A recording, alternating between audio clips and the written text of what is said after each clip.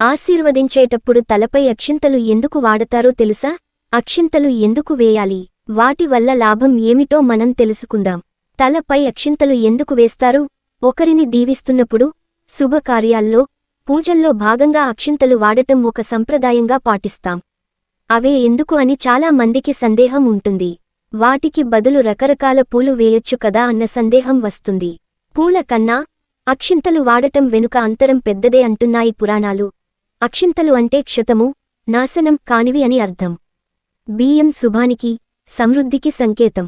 పసుపు క్రిమి సంహకరాలను నివారిస్తుంది. ఈ రెండిటినీ కలపడం వల్ల ఆరోగ్యకరమైన అభివృద్ధి సొంతమవుతుంది. అందుకే దీవించేందుకు వీటిని ఉపయోగిస్తారు. అయితే వాటిని ఎలా పడితే అలా వేయకుండా పెద్దవాళ్లు, చిన్నవాళ్ల తలలోని బ్రహ్మరంధ్రం పైన పడేలా అక్షింతలు వేస్తూ దీవించాలి.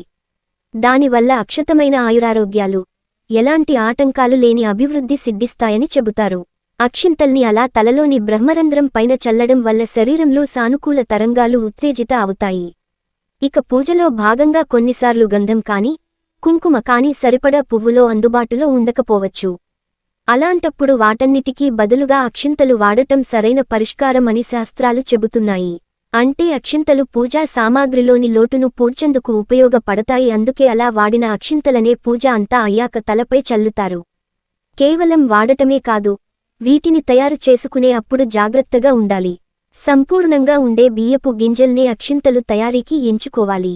బియ్యం కూడా తెల్లగా, శుభ్రంగా ఉండాలి. వాటిలో ఆవు నెయ్యి, పసుపు కలిపినప్పుడు అవి సరైన అక్షింతలు అవుతాయి.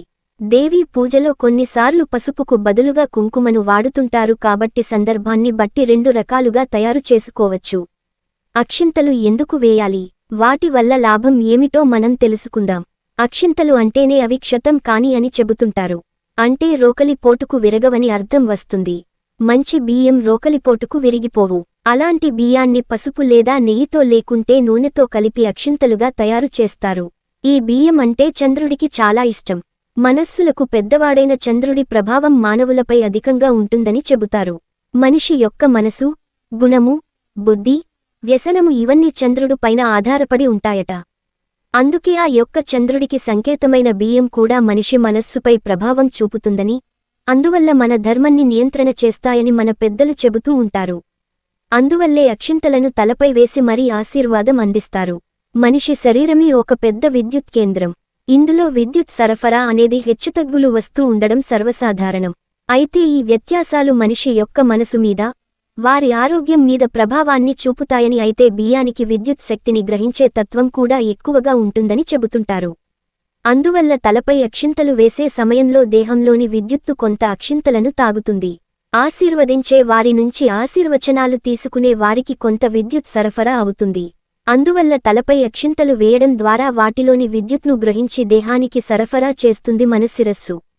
ఇలా పెద్దవాళ్లలో ఉండేటువంటి సాత్విక గుణం, బుద్ధులు చిన్న పిల్లలకు అక్షింతల ద్వారా లభిస్తాయని నమ్ముతారు. ఆధ్యాత్మికంగా చెప్పుకోవాలంటే జీవనాధారానికి సంకేతం బియ్యమేనని చెబుతారు. మనం తినే అన్నం తయారయ్యేది ఆ బియ్యంతోనే కాబట్టి ఆ బియ్యాన్ని మన తలపై వేసి ఆశీర్వచనాలు అందిస్తారు.